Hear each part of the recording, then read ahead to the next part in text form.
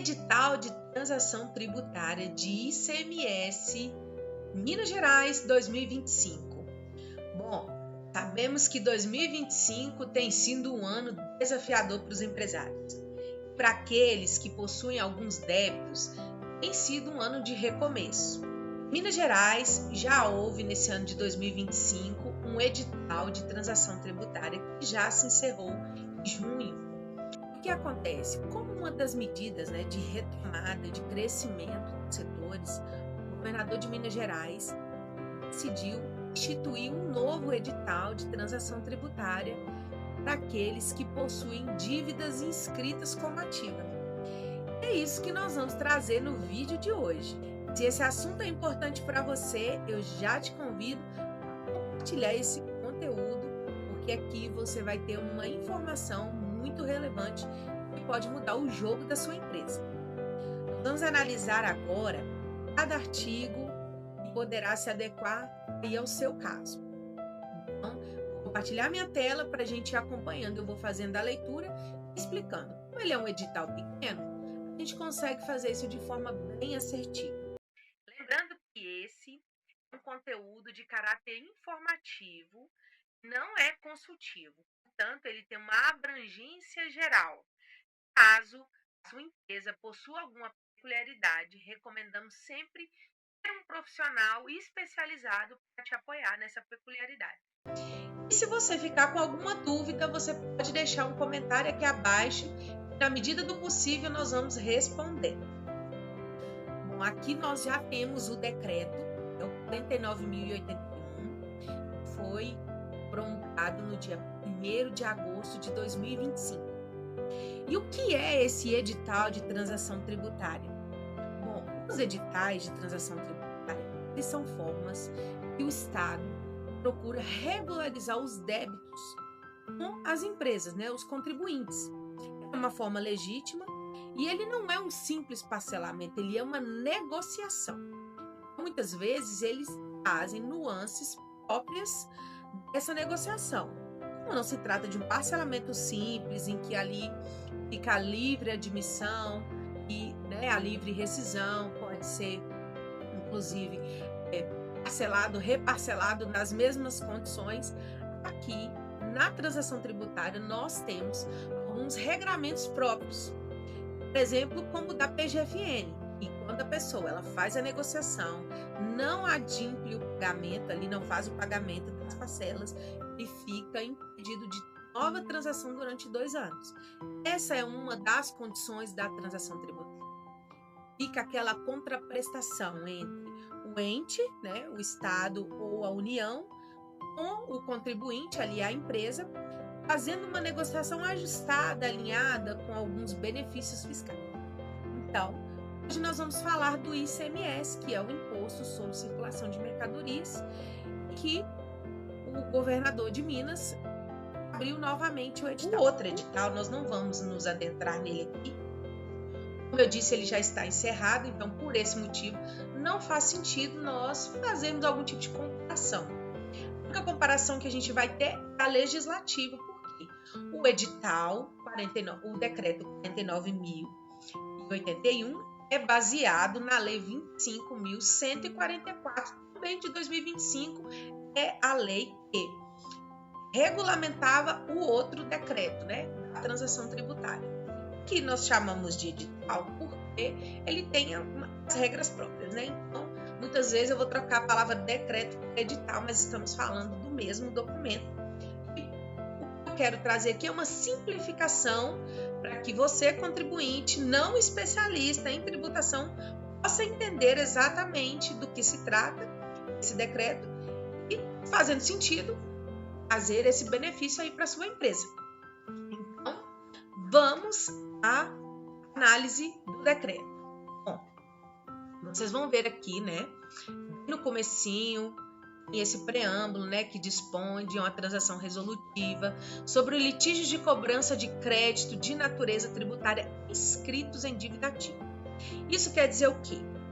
Caso o contribuinte ele tenha débitos de ICMS ainda estão no âmbito administrativo, ou seja, ainda estão a livre negociação, e não vai ser incluso aqui nesse decreto, né? Que tem que estar escrito em dívida ativa. O edital, ele não traz sobre a questão de já haver processo judicial ou não, porque a inscrição em dívida ativa, ela não depende de inscrição judicial. São nuances diferentes. Então, um é decorrente do outro. Primeiro precisa estar inscrito em dívida ativa, e aí esse imposto vira um título executivo, e aí sim é instruída a execução fiscal. Por isso que é execução fiscal. Ele já é um título próprio, né? A gente foge da base do conhecimento. No caso dos impostos, a fase de conhecimento ela é administrativa. E isso é legítimo perante o judiciário. Então, aqui, independente de ainda estar no âmbito administrativo, né? Aquelas discussões em processo na Câmara de Conselho de Contribuintes, se já tiver sido inscrito em dívida ativa, aguardando a instrução processual, ou se já tiver instrução processual, e aí nós temos essa condição do edital de transacionar de forma bem vantajosa, eu diria. Bom, você pode estar se perguntando, mas o governo de Minas Gerais tem essa intenção mesmo? Sim, pessoal. Isso é uma forma arrecadatória do Estado e também uma forma do contribuinte se regularizar. É uma forma de que você possa, né, ali pagar os seus impostos sem onerar o seu fluxo de caixa, sem trazer ali qualquer dificuldade para que você consiga adimplir essas parcelas. Nós sabemos que para qualquer tipo de investimento financeiro, seja por Pronamp, BNDES, aqueles contratos, né, de empréstimos próprios dos bancos, todos, é um dos requisitos ter certidão negativa de débitos, estadual, em alguns momentos municipal, estadual e federal.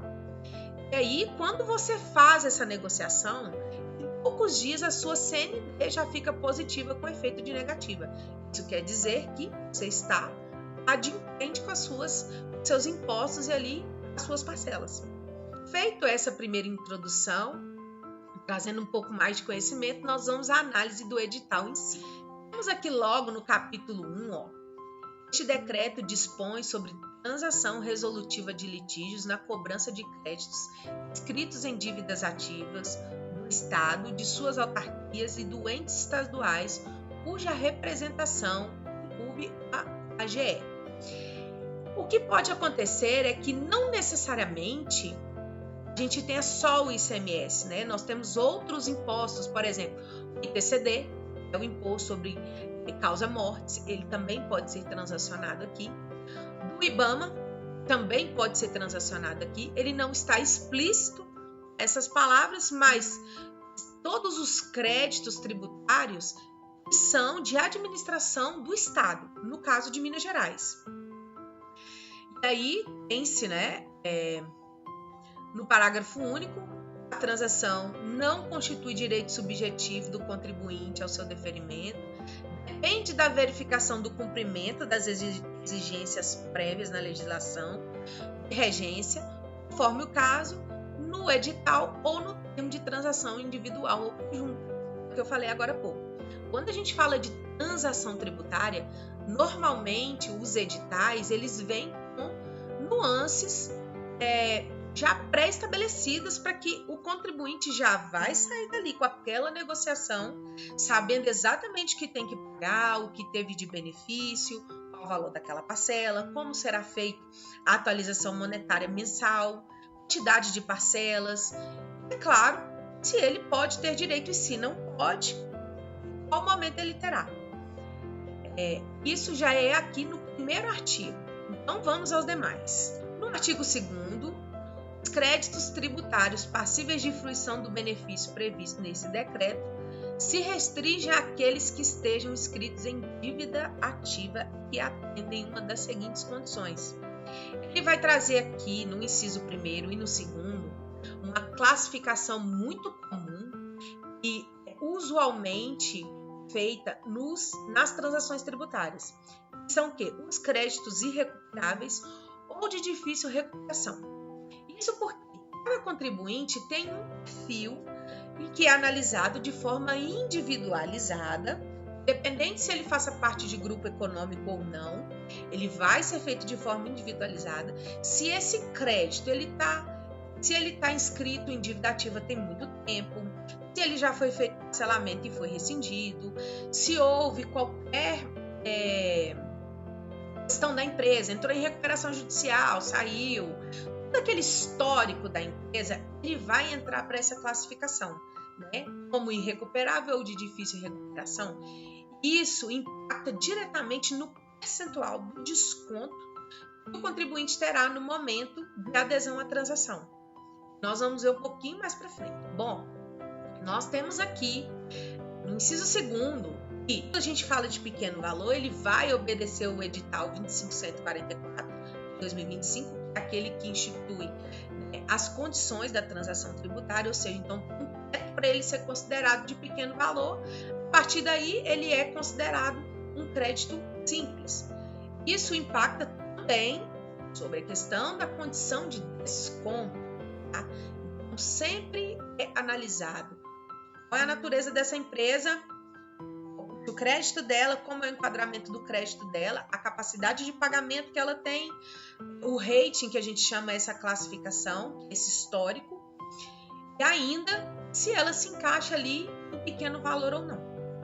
Então, vamos prosseguir. Inclusive, né, aqui no inciso 3º, sejam objeto de litígios tributários decorrente, relevância e disseminada controvérsia jurídica. Gente, engasguei aqui. Isso também. Ele pode ser, quando você está discutindo algo, né, uma tese, e você quer usar, por exemplo, eu tenho, a empresa ela tem um regime especial tributário, mas perdeu esse regime, e aí então estamos discutindo que esse desenquadramento foi legítimo, né? Ele cumpria sim os requisitos, então isso é uma disseminada controvérsia jurídica, e ainda tem outras questões que são particulares, que devem ser analisadas por um profissional. Eu reitero. Tratando aqui agora do artigo 3º, né, onde vai falar dos requisitos e dessas condições, nós temos logo aqui, ó, no artigo 3º, que os descontos das multas, nos juros e nos demais acréscimos legais relevantes aos débitos passíveis de transação tributária não podem implicar em redução superior a 65% do valor total do crédito a ser transacionado, ressalvando o artigo 5º. Isso, eu já vou explicar o artigo 3º com o 5º. O 5º, ele vai trazer sobre empresas de pequeno porte, microempresas e pessoas naturais, onde a redução máxima do tributo será de 70%, com prazo máximo de quitação de 145 meses. Sobre a redução não superior a 65%, é quando nós já estamos falando de empresa de médio e grande porte, SAs, né? Empresas que fazem parte de grupo econômico, ou seja, elas têm naturalmente uma capacidade de pagamento maior. E essa redução de 65%, ela inicialmente pode parecer pequena, mas no montante, quando a gente fala de valores, ela sim tem um valor expressivo para a empresa. A depender do tamanho da dívida, né, ali do montante da dívida, 65% pode significar 65% de desconto pode significar um restabelecimento legítimo para essa empresa. Logicamente que sempre recomendo fazer a transação tributária junto com o planejamento tributário. Às vezes ele pode conseguir algum benefício fiscal, ou ele pode, né, de alguma forma, melhorar o fluxo de caixa ou dividir empresas, enfim. Um planejamento tributário, uma transação tributária podem ser essenciais para voltar com a sua empresa para a competitividade do mercado. E aí, voltando aqui à nossa transação tributária, temos essa hipótese de pessoas naturais, microempresas e empresas de pequeno porte com essa redução de 70% e um parcelamento de até 145 meses. O que eu falei no começo desse vídeo, isso pode significar um baixo impacto no caixa, e uma adimplência que pode trazer, sim, outros benefícios para a empresa, inclusive para crescimento. Empresas, em algumas vezes, entram em recuperação judicial ou extrajudicial para justamente conseguir esses descontos. Não que ela não tenha intenção de pagar, ou que ela entregou os pontos, como popularmente é dito, mas não. Recuperação é justamente para que a empresa se estabeleça o seu equilíbrio econômico e volte a competir no mercado como todas as outras empresas pertinentes àquele porte, né? Aquela condição que ela está. Se é microempresa ou empresa de pequeno porte, ela competir por igualdade. E aí nós temos aqui o parágrafo único, ó. Aplicam-se o mesmo percentual de desconto, com o mesmo prazo máximo de quitação, aos créditos do inciso 1 e do artigo 2º devido às empresas em liquidação judicial, extrajudicial ou falência. Exatamente, né, eu me adiantei, mas é exatamente isso. A transação tributária em uma recuperação, né, liquidação judicial ou extrajudicial, ela é altamente eficaz para que essa empresa volte a competir no mercado financeiro, econômico, que ela volte ali a competir no seu ramo de atividade com essa lisura, com essa condição de pagamento. Gente, uma coisa que está acontecendo hoje com as leis americanas, é um caso muito recente, né, que nós vimos, a empresa entrou em recuperação judicial e ela já conseguiu um desconto assim milionário em impostos, justamente para se restabelecer no mercado. Eu quero trazer para vocês a importância de um bom planejamento tributário quando a gente fala de uma recuperação judicial, ou extrajudicial, ou até mesmo em uma falência. Porque às vezes a pessoa pode pensar assim, a empresa vai entrar em falência, ela não tem que pagar os débitos, ela está equivocada. Dentro do judicial, do processo judicial, nós temos vários casos, nós temos várias leis que protegem os estados, os municípios e a União no recolhimento desses impostos. Então, e outra, né, a empresa falir não significa que ela se insolveu, que ela acabou, ela simplesmente vendeu todos os seus ativos e não tem como pagar. Isso é investigado a fundo, com muito detalhe e com muita presteza pelo fisco. Então, a falência em si, ela não significa que a empresa deixará de pagar os impostos. Estão ali inadimplentes. Voltando para o nosso edital. Nós temos aqui, no artigo 6º, que esse débito pode ser transacionado. O débito será transacionado, poderá ser quitado à vista ou parcelado em moeda corrente, admitindo-se a utilização de créditos acumulados, próprios ou de terceiros, decorrentes de operações de exportação, de deferimento ou de redução de base de cálculo, né, definida ali no decreto 48.589. Sendo que esses créditos já devem estar homologados pela autoridade competente a compensação de dívida. O que significa isso, Rosimeire? Significa que, quando a gente fala de transação tributária, é possível utilizar créditos acumulados de ICMS, próprios ou de terceiros, ou até mesmo de redução de base de cálculo, que acontece, por exemplo, com o crédito de ICMS-ST. Às vezes a pessoa tem muito crédito de ICMS-ST e aí pode usar para bater numa transação tributária. Ou ela circula um produto com redução de base de cálculo e não fez o aproveitamento desses créditos. Momento é agora, na adesão da transação tributária. Aqui nós temos créditos líquidos certos e exigíveis, próprios ou adquiridos de terceiros, substanciados em precatórios, decorrentes de decisão judicial, com trânsito em julgado e não mais possível de medida de defesa ou desconstituição, reconhecidos pelo Estado, suas autarquias, fundações, empresas dependentes para compensação da dívida principal, na multa, nos juros, observando a resolução do AGE. Isso significa que você, empresário, pode comprar, inclusive, precatórios para usar como abatimento do valor principal da multa e dos juros. É comum vermos hoje, né, nos nossos veículos de comunicação, empresas que vendem precatórios de outras empresas que têm muito crédito e não vai conseguir absorver todo esse crédito ali na sua operação. Então, o que elas fazem? Elas vendem esses créditos para outras empresas. Você pode, inclusive, economizar, porque quando a gente vende um crédito, normalmente você tem um desconto, é como uma mercadoria. A gente não dá um desconto à vista, que essa mercadoria saia, né? Faz ali uma liquidação, que não é o caso, mas, né? Querendo trazer aqui como exemplo de que a compra de um precatório ela pode significar mais economia ainda, né?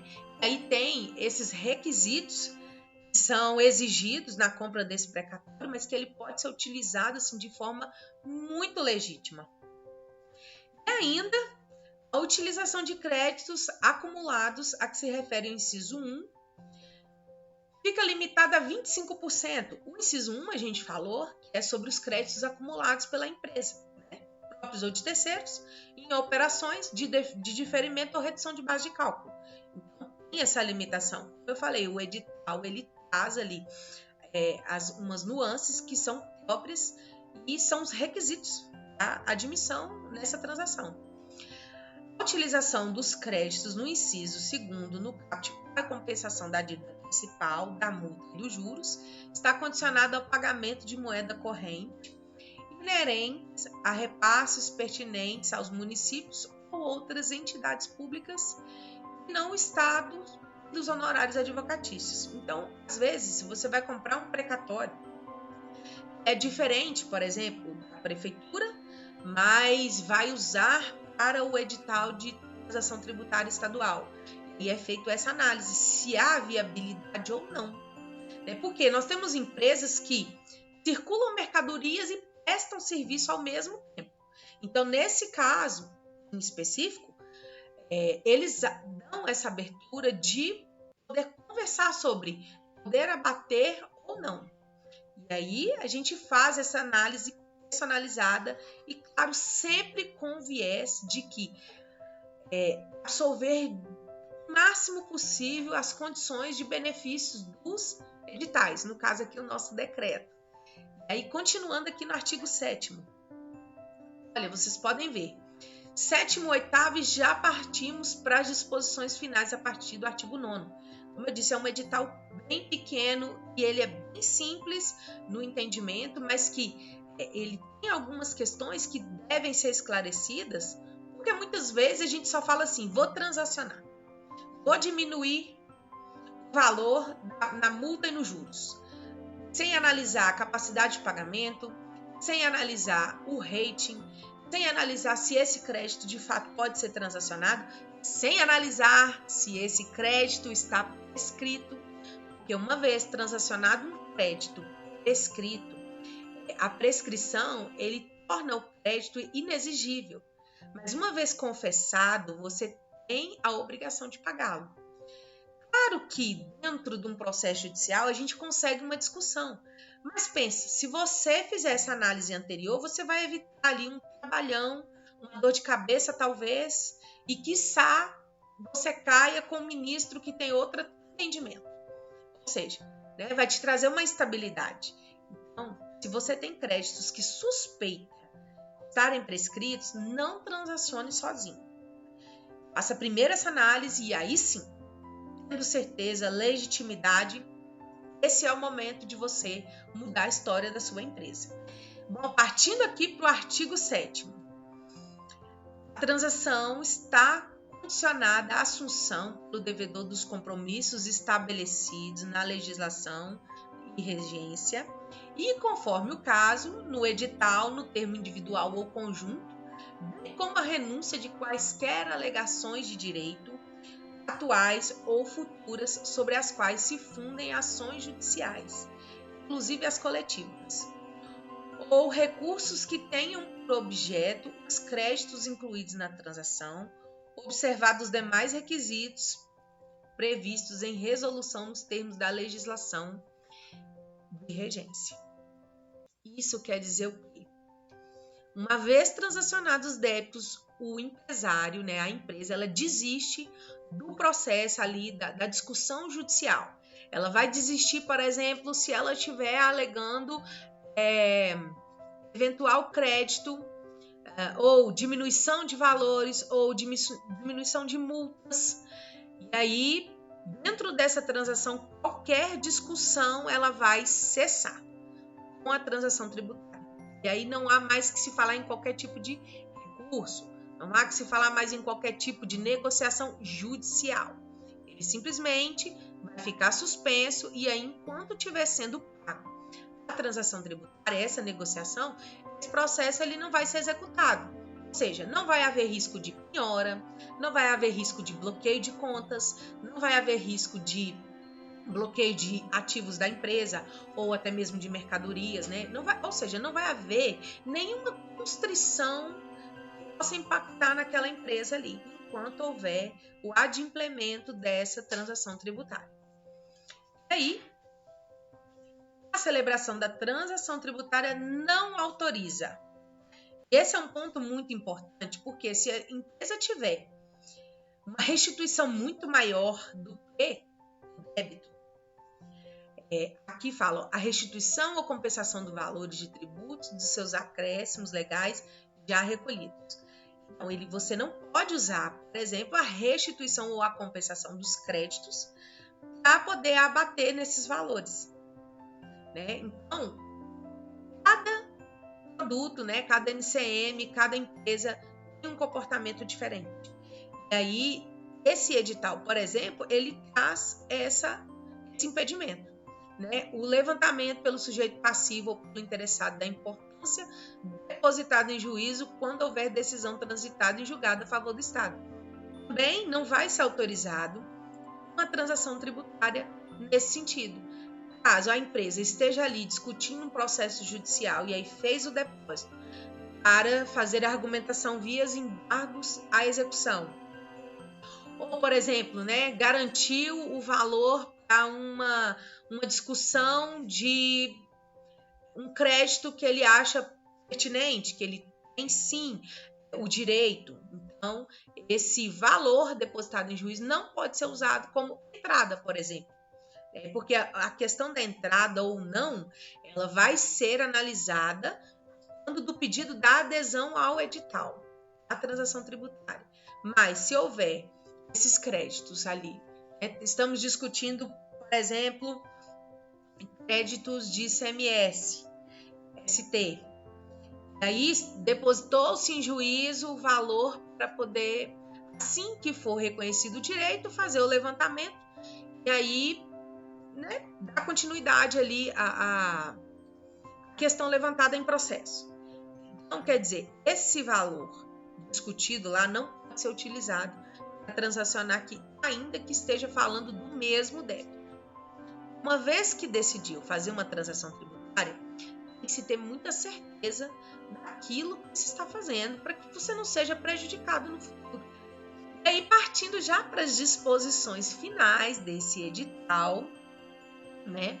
Ele traz ali algumas resoluções, uma resolução conjunta entre o Estado e a AGE, que vai dispor sobre a exigência ou não do pagamento da entrada como condição para a transação, critérios de aferição de grau de recuperabilidade, né? Ou, por exemplo, se a empresa tiver muito tempo sem uma análise, por exemplo, o cenário dela em 2021 era um, hoje ela tem outro cenário, mas estão baseando essa transação tributária, né, essa capacidade de pagamento lá de 2021.